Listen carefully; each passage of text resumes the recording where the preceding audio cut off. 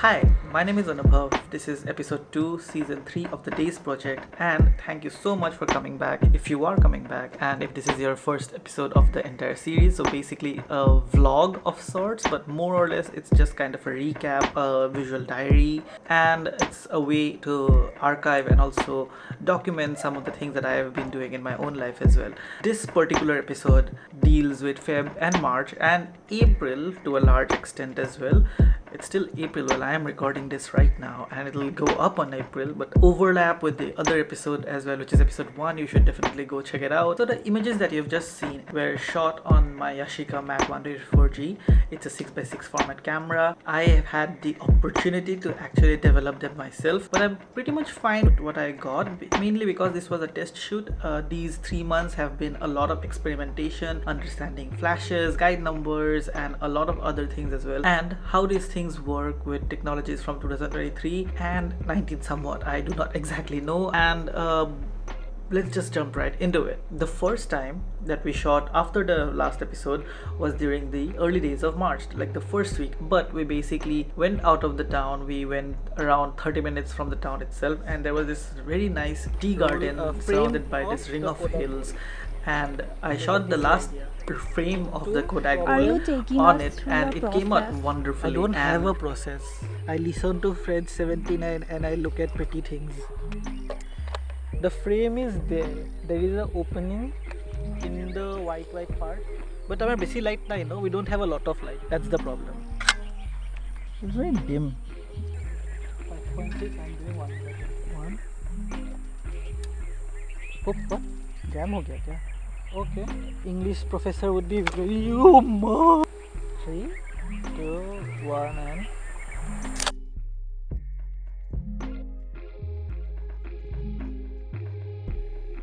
moving on.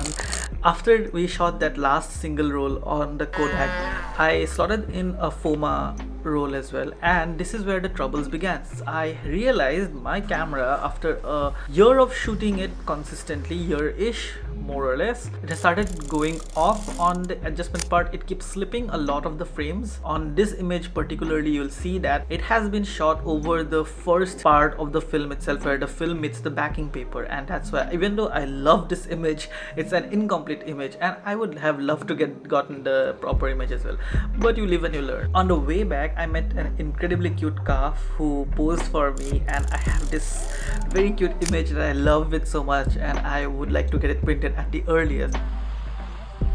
This more or less marks the end of this day of shooting. So a couple of days later, I just took out my camera again and I went out to this very gorgeous paddy field where I wanted to get a few images as well.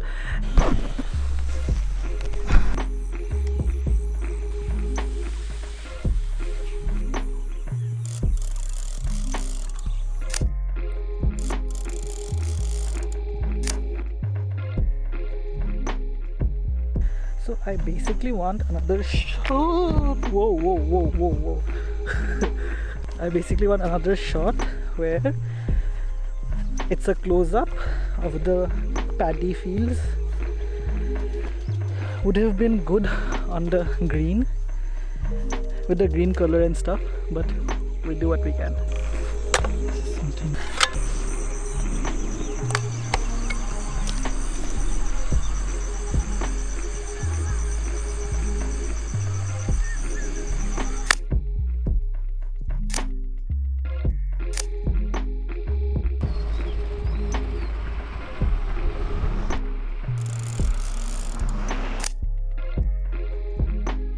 So happy with these images. They are incredibly dense, they are incredibly detailed as well, and these are the first 2 days, or like the first few shoots that I had done during this period. And yeah, going forward from this day, I basically wanted to finish my last few frames on the FOMA on this hill that's around like 30 minutes from my home, and I severely underestimated the climb up it, because when I went back like a few years prior, I really didn't feel the climb back up, mainly because I didn't have like 9 kilos of camera gear on me with a tripod to boot, and yeah, it really knocked the wind out of me because number one, I was not prepared at all. I didn't have proper hydration. It was an incredibly warm day. I think we were averaging around in the upper 30s, I think. But it was incredibly hot, incredibly humid. I had a great time, even though I was soaked to my bone because again I was severely underprepared for such a weather. I was wearing like sticky cotton clothing, which kind of didn't let my skin breathe as well. And eventually, I did make it up to the top, and I did make some very nice images. And this is how it basically went. Take an image of this, specifically this. Hello. Hello. Look at you all smiley. Look at you all happy. What's your name? What's your name? Such a good girl.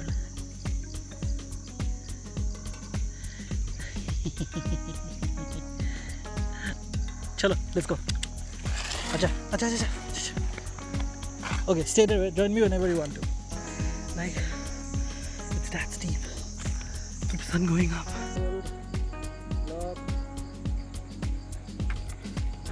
He's fucking killing me because of the haze.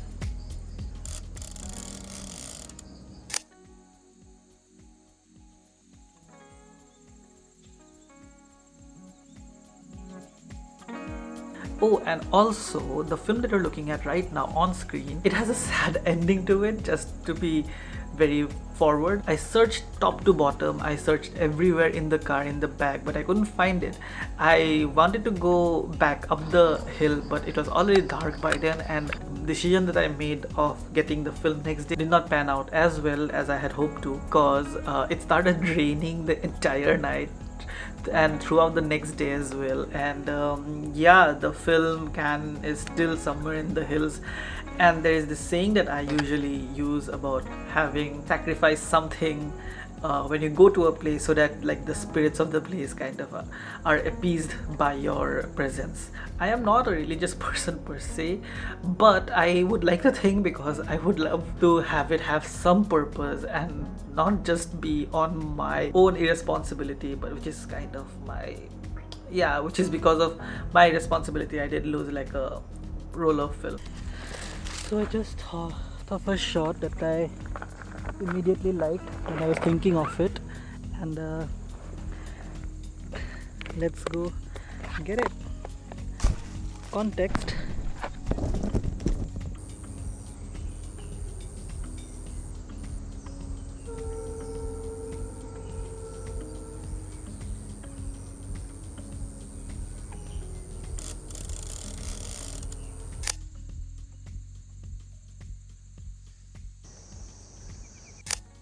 And throughout the entire hike up and down, I was accompanied by this very cute dog. They followed me around, took me to like a few corners of the hike that I forgot to film, mainly because it was kind of a tough walk till that point. But unfortunately, whatever I had offered to them, I don't think they were particularly interested in partaking of any of the food and snacks I had with me at that point. So unfortunately, I couldn't really repay their kindness. But yeah, if you ever see them while you are at this hill, please give them a head pat on my behalf. I am pretty sure she would love to receive some head pats, and if you have any snacks and treats that are appropriate for a dog, I think she would love them as well. After this, I had loaded up the Color Plus, the expired Color Plus. I assumed that it was expired in 2009, but I don't think it had expired in 2009, but because of the images that you'll be able to see later. But we made a few images with some of my friends, and it was during the time of Bihu, of the festival of Bihu in Assam.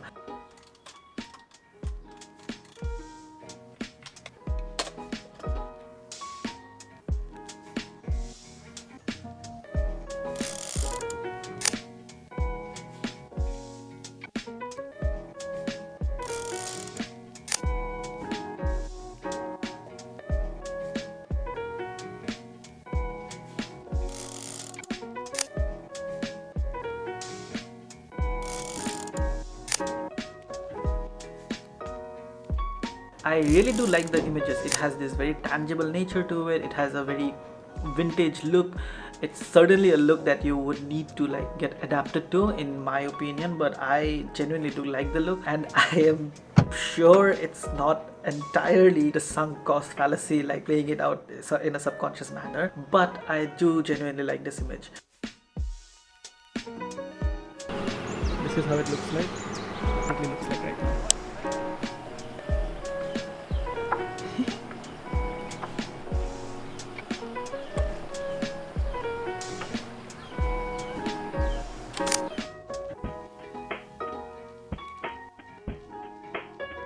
And moreover, like the fact that it looks this certain specific way, right, like this faded highlights and this weird color shifts and stuff, which gives it this almost human characteristic. And I had shot some landscapes on it as well, thinking I would get like wide panoramas, but even after adapting or like setting my camera to 220, I still got these overlaps which you are seeing since then. It's definitely a look. I will not say it's not a look, but it has to be more fine-tuned in my experience. I developed most of my film during this time period, and it basically was a mix of the Cinestill kit that Bhaskar had got from God knows where. I didn't even know you could get the Cinestill kit in India, and another CN kit basically from Abhijit, who is hands down a full-on chemist. And it's honestly impressive that you get like color chemistry brewed locally in the country, and it's so cost effective. Link his social down below as well. You can definitely go ahead and order your kits from him. And as for the ones that I've tested, they have worked beautifully, and my friends have tested most of his other stuff as well, or used most of his other stuff as well, and they have come out great. The whole developing session was insanely fun, and I am so glad that I had people who are way smarter than me surrounding me, so that I could like learn from their processes and kind of understand how to do what kind of thing and when to do what kind of thing as well. And yeah, that entire day was a long day, but it was a really fun day, and it looked basically like this. Roll the montage.